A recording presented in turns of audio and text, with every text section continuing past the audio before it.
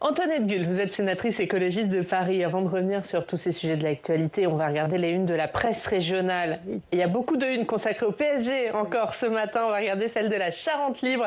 PSG, un sacre, une fête et des drames. Week-end de liesse à Paris et à travers le pays. Festivités malheureusement émaillées d'incidents. 2 personnes ont trouvé la mort. L'autre une, c'est celle de la Dépêche. François Bayrou et les 40 milliards. Le Premier ministre qui s'attaque à un budget 2026 tout aussi périlleux que le précédent. Trouver 40 milliards d'économies sans majorité. Le pari s'annonce risqué, les marges de manœuvre étroites. Et puis la dernière une, c'est celle de Nice Matin. Et c'est à une semaine de l'ouverture du sommet des océans plongé au cœur du monde marin. Nice qui accueille donc à partir de lundi prochain la 3e conférence de l'ONU sur les océans. 70 dirigeants mondiaux, des milliers de scientifiques pour parler notamment de l'exploitation minière des fonds marins, du traité international sur la pollution plastique ou encore de la régulation de la pêche. Quelle une choisissez-vous ? Alors les 3 sont, j'allais dire, passionnantes. Mon cœur irait bien sûr pour choisir plonger au cœur du monde marin et la défense des océans, et en particulier sur les questions de régulation de la pêche, sur les questions également de fabrication de plastique. Nous y avons beaucoup travaillé, ça rejoint un peu le sujet aussi des eaux minérales, des eaux en bouteille. C'est qu'on a, enfin pas uniquement, mais bien sûr on a une production de plastique qui est si importante aujourd'hui dans le monde et qui augmente d'année en année, qu'on se retrouve effectivement avec des océans qui sont complètement pollués par cette pollution. Ça n'est j'allais dire que ça n'est qu'une focale de la pollution marine, mais elle est bien plus importante. Il y a tout le sujet de la pêche. Si vous permettez également, je dirais quand même un mot sur les 40 milliards que François Bayrou veut trouver, puisque nous avons en ce moment au Sénat une commission d'enquête qui étudie en fait les aides publiques qui sont données aux entreprises. Et on se rend compte, après cette commission d'enquête, qu'il y a plus de 200 milliards d'aides publiques qui sont données tous les ans aux entreprises. Je pense que parmi ces 200 milliards, et loin de moi le fait de dire qu'il ne faut pas aider les entreprises, mais il faut aider les bonnes entreprises. Et il faut aider celles qui ont des comportements qui sont des comportements citoyens, qui payent leurs impôts ici, qui ne vont pas utiliser des aides sociales et des aides d'État et distribuer des dividendes, ou encore licencier. Là, je suis certaine, absolument certaine, qu'il y a les 40 milliards que l'on pourrait trouver. Et puis on va parler du PSG, forcément, puisque vous êtes sénatrice de Paris. D'abord, une réaction à cette victoire et puis à ces scènes de liesse qu'on a vues dans Paris, sur les champs, au Parc des Princes hier soir. Ça vous a mis du baume au cœur ? Alors, déjà, dire que c'est une victoire incroyable et que quand le sport génère une telle joie, eh bien, il faut vraiment la recevoir et dire merci à ces joueurs qui ont quand même accompli un très très bel exploit. Dire aussi qu'on regrette, bien entendu, de tels débordements. Et puis moi, en tant qu'élue de Paris, je me dis aussi que peut-être qu'une autre organisation eût été utile. On va revenir évidemment sur ces débordements. Alors ça s'est un peu mieux passé lors de la fête d'hier, mais samedi, il y a eu 2 morts. En tout, il y a eu plus de 500 interpellations, plus de 300 gardes à vue. C'est regrettable qu'on ne puisse pas faire la fête sans violence. Ah oui, c'est regrettable, surtout dans un moment comme ça, de concorde, où tout le monde peut s'entendre pour faire la fête. Et puis, dans un moment aussi sportif, aussi exceptionnel. Autant on avait réussi à le faire avec les JO, où on avait réussi à trouver aussi les bonnes... j'allais dire la bonne sécurité, les bonnes mesures de sécurité, autant nous voyons quand même qu'hier, ce week-end, nous n'avons pas réussi. Mais comment vous l'expliquez ? Bruno Retailleau, il dit que le dispositif sécuritaire a été à la hauteur. Pour vous, il n'a pas été ? C'est pas le dispositif sécuritaire qui est à la hauteur. Le dispositif sécuritaire, il intervient. Le dispositif sécuritaire, il doit prévenir les incidents.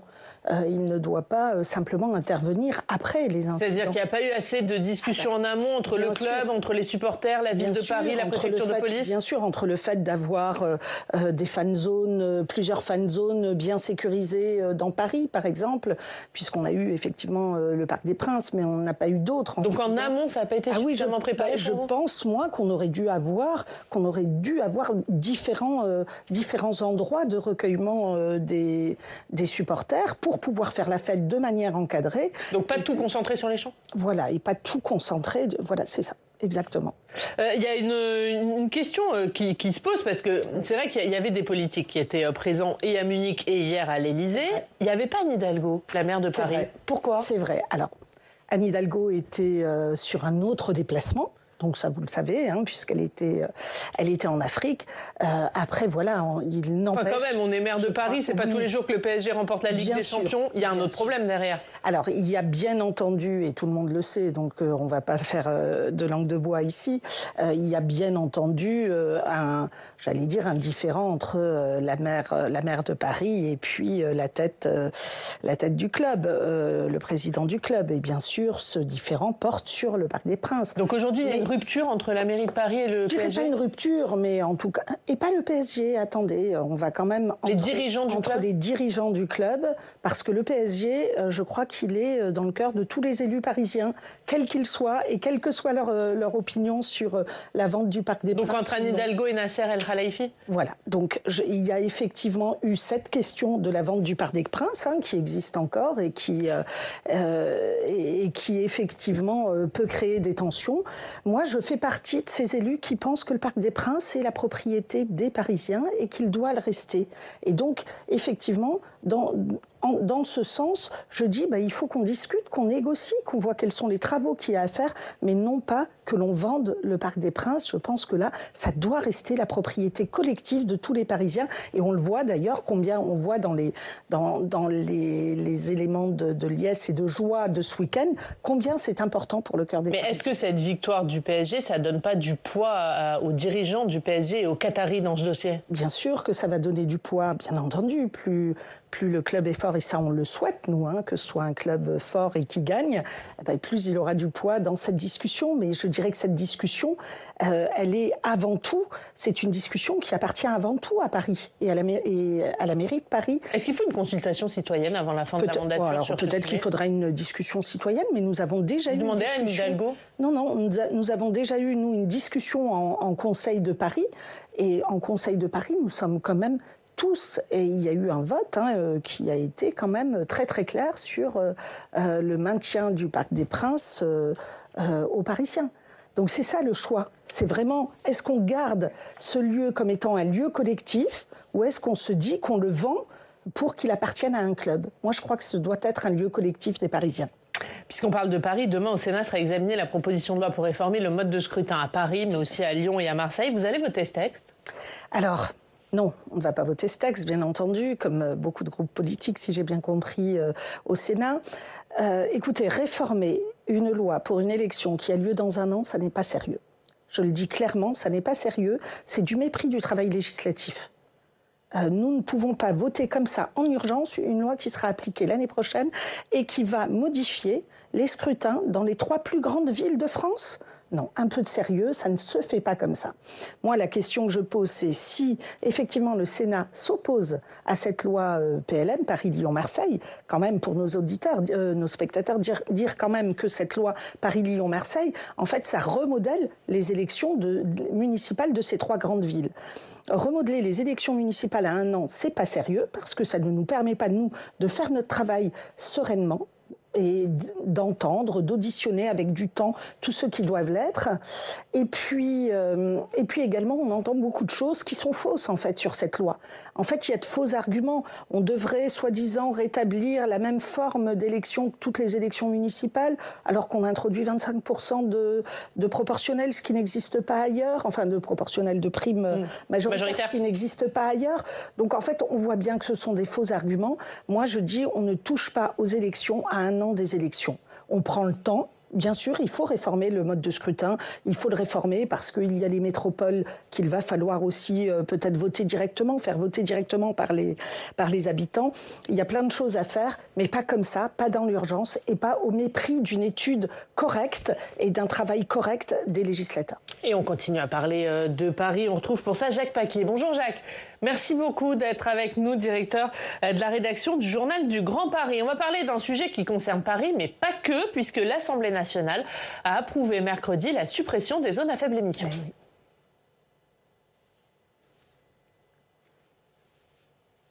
On a un petit problème de son, Jacques.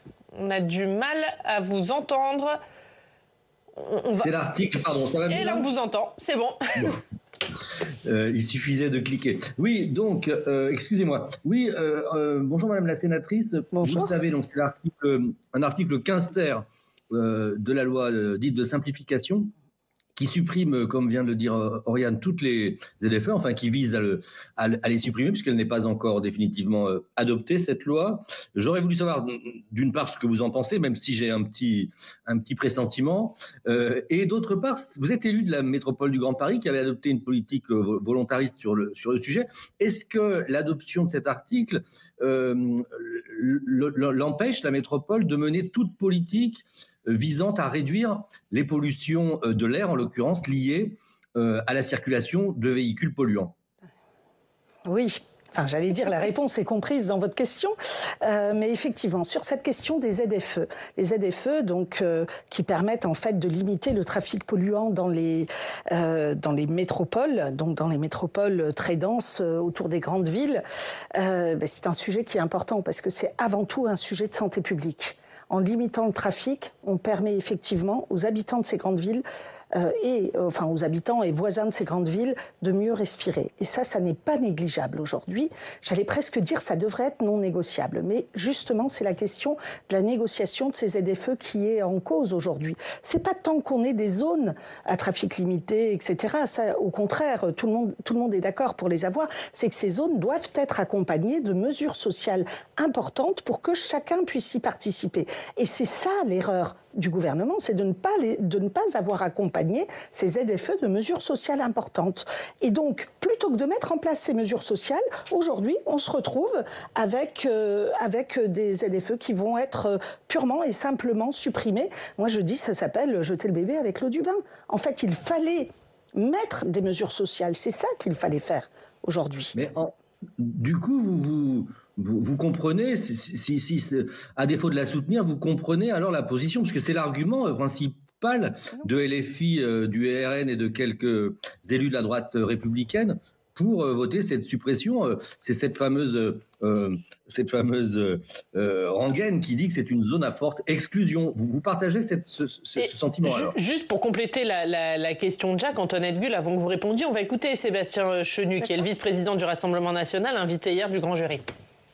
Ces zones à forte émission étaient en fait des zones à forte exclusion, qui venaient encore une fois taper la France populaire, celle qui a besoin de sa voiture pour se transporter, celle qui aurait été impactée, celle qui n'a pas les moyens d'acheter forcément une voiture électrique. Nous y avons mis un coup d'arrêt. Qu'est-ce que vous lui répondez? Je dis que c'est trop facile en fait. C'est trop facile de mettre l'écologie comme bouc émissaire d'absolument tous les problèmes. Là, ce qu'il faut effectivement, c'est traiter la question de la qualité de l'air. Et ça ne peut se faire qu'en limitant pour limiter la pollution, il faut limiter la circulation d'une manière ou d'une autre, ou limiter la circulation polluante. Et pour cela, il faut mettre en place des politiques sociales d'accompagnement. Et ça va ensemble. Écologie et sociale et justice sociale, ça va ensemble. Vouloir les séparer et après dire « Ah ben voilà, on jette l'écologie », eh bien non, moi je ne suis pas d'accord. On met ensemble écologie et justice sociale dans toutes nos mesures et on les fait se réaliser pour la santé des habitants. Vous déplorez que, comme David Béliard, autre élu de Paris, vous déplorez que les aides ne soient pas, par exemple, proportionnel davantage aux revenus. Ce serait une des solutions selon vous? Bien sûr, et David Béliard a tout à fait raison lorsqu'il mentionne ça. Hein, c'est notre candidat à la mairie de Paris, et il dit très clairement que nous aurions dû accompagner les plus faibles, les plus fragiles, les plus pauvres par des aides qui soient effectivement proportionnelles aux revenus. C'est ça qu'on doit faire. C'est accompagner les mesures environnementales de mesures sociales fortes. Et Jacques Paquet, on va regarder la une du journal du Grand Paris, renouveau de la baignade en Île-de-France. Les défis restent nombreux, c'est à la une de votre journal cette semaine. Merci beaucoup Jacques Paquet d'avoir été avec nous. On va continuer sur ces sujets parce qu'il y a eu ce vote qui supprime les ZFE aujourd'hui. Il y a un texte qui est examiné à l'Assemblée nationale sur l'A69, quelques jours après que la justice a autorisé la reprise des travaux, même si elle ne s'est pas prononcée sur le fond. Il y a eu ce qui s'est passé autour de la loi Duplon, qui réintroduit de manière temporaire les néonicotinoïdes et qui va arriver en CMP, en commission mixte paritaire. Est-ce qu'on est face à des reculs clairs de l'écologie aujourd'hui? C'est un cauchemar, en fait, ce que nous vivons, ce que nous avons vécu cette semaine pour l'écologie, clairement. En fait, vous les avez cités, hein, nous avons 3 grands textes qui vont aller traiter des sujets qui vont aller traiter et mettre en place des solutions très problématiques pour les questions écologiques. Que ce soit la 69 pour les terres agricoles, que ce soit la loi du plomb sur le recul des néonicotinoïdes, c'est pas possible.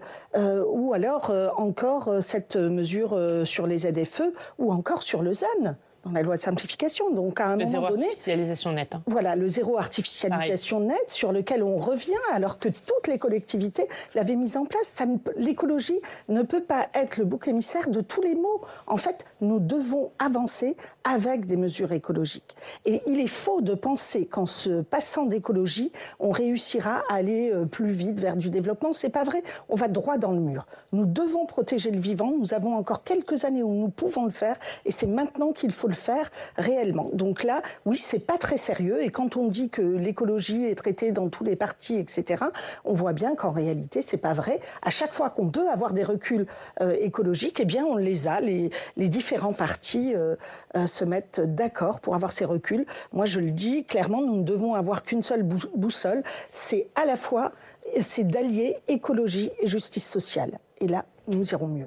Allez, on passe à l'actualité du Sénat et vous avez auditionné il y a quelques jours le patron d'ArcelorMittal, l'entreprise qui a annoncé son intention de supprimer environ 600 postes dans 7 sites industriels du nord de la France. Peut-on préserver ces emplois alors que l'acier fait face à une concurrence féroce et aux attaques de Donald Trump? On va voir les temps forts de cette audition avec Alex Poussard.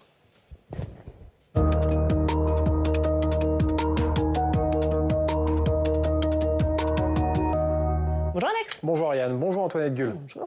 Et Alex, le PDG d'ArcelorMittal a donc été auditionné au Sénat pour s'expliquer sur son plan de suppression de postes en France. Oui, alors on le rappelle, ArcelorMittal est un géant de la sidérurgie. C'est le deuxième producteur d'acier au monde. Il emploie 168 000 personnes dans 60 pays, dont plus de 15 000 personnes en France. Mais les sites français d'ArcelorMittal font l'objet d'une restructuration avec 636 suppressions de postes sur 7 sites différents dans le nord de la France. Des suppressions de postes qui ont été annoncées par la direction du groupe et une décision qui s'inscrit dans la crise de l'acier en Europe. On écoute le PDG d'ArcelorMittal. Aujourd'hui, nous devons faire face à des changements structurels et non uniquement conjoncturels. Le premier facteur, c'est une baisse constante et continue de la demande en Europe et en France. En 2008, la demande d'acier, tous produits confondus, s'élevait à 160 millions de tonnes. Elle est aujourd'hui de 120 millions de tonnes, soit une baisse de 25%, avec de grandes différences suivant les pays. Alors à cette baisse de la demande s'ajoute une concurrence chinoise à bas coût et puis la guerre commerciale lancée par Donald Trump contre l'acier européen. Alors pour relancer ce secteur en Europe, l'Union européenne a annoncé en mars dernier un plan qui prévoit d'abord une baisse du coût de l'énergie, une taxe carbone aux frontières et des mesures de protectionnisme face à la concurrence. Un plan qui est attendu par la direction d'ArcelorMittal et le PDG du groupe en France s'est voulu rassurant durant cette audition, rassurant sur l'avenir de l'emploi en France. Le problème, c'est qu'ArcelorMittal avait promis l'an dernier un investissement d'1,8 milliard d'euros dans la modernisation du site de Dunkerque, qui est un site important pour le groupe et pour la France. Modernisation avec des fours électriques et donc décarbonés. Mais cet investissement a été mis sur pause fin 2024 avant l'annonce de la suppression de 250 postes sur le site de Dunkerque. Et donc cette stratégie d'ArcelorMittal, elle a de quoi agacer les sénateurs et notamment Yannick Jadot. Donc à un moment donné, soit vous inscrivez dans une réelle politique européenne de la sidérurgie, soit à un moment donné, vous nous expliquez que, en fait, vous préférez investir ailleurs, vous affaissez progressivement la production, et à ce moment-là, on est parfaitement légitime à demander une nationalisation temporaire ou à une reprise de mise sous tutelle publique de vos usines, en attendant qu'il y ait des opérateurs privés qui veulent investir en Europe. Une nationalisation des usines françaises d'ArcelorMittal qui, selon Alain Legris de la Salle, n'aurait aucun sens car il rappelle que son groupe est un groupe mondial et les entreprises françaises en sont dépendantes. La désindustrialisation en France, c'est un fait. Donc vous prenez un site comme Dunkerque, vous le prenez tout seul sur le marché français et vous changez Dunkerque. Et vous me direz comment vous faites. Et même si vous faites une nationalisation avec un but de revendre après, vous avez un site qui est énorme, qui est le plus grand site européen sur un marché où il n'y a plus de marché. Voilà. Donc il faut se poser cette question également. Et le président d'ArcelorMittal France qui a confirmé durant cette audition la fabrication d'un premier four électrique sur le site de Dunkerque. Ce sera à la fin de l'été. Antoinette Gull, est-ce que cette audition, elle vous a rassuré sur l'avenir à moyen terme de l'emploi en France avec ce groupe ArcelorMittal? Je ne dirais pas ça. Je ne dirais pas que ça m'a rassuré. J'avoue même que ça m'a inquiété.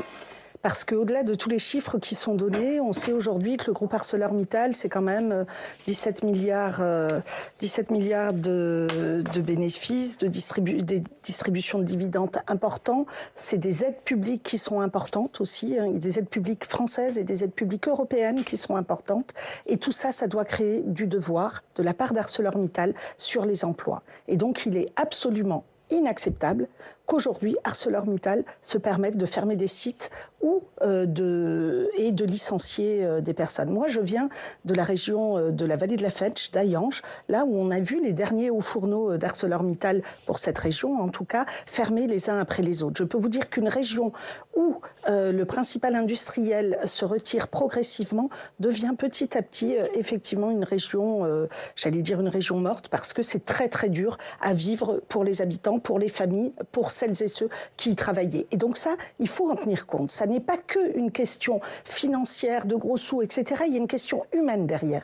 Quand on dit 636 personnes, c'est 636 familles, c'est 636 enfants, peut-être multipliés par 2 s'il y a 2 enfants par famille. C'est beaucoup de gens qui vont souffrir de cette fermeture.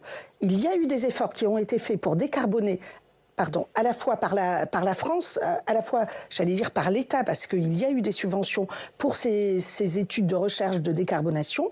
Eh bien, mettons-les en place, faisons de l'acier décarboné maintenant en France. Il est temps de le faire. Nous devions déjà le faire à Florange et à Hayange. Il y avait déjà les études qui étaient en cours il y a 20 ans. Aujourd'hui, nous devons le faire à Dunkerque. Donc faisons-le et arrêtons toute forme de licenciement. ArcelorMittal a les moyens de continuer à garder ses sites ouverts. Selon vous, le groupe a les moyens de ne pas faire de restructuration, malgré quand même cette crise importante pour le secteur de l'acier en Europe, avec beaucoup de facteurs, le prix de l'énergie, la concurrence chinoise, la guerre commerciale américaine. Donc ces restructurations, elles étaient évitables?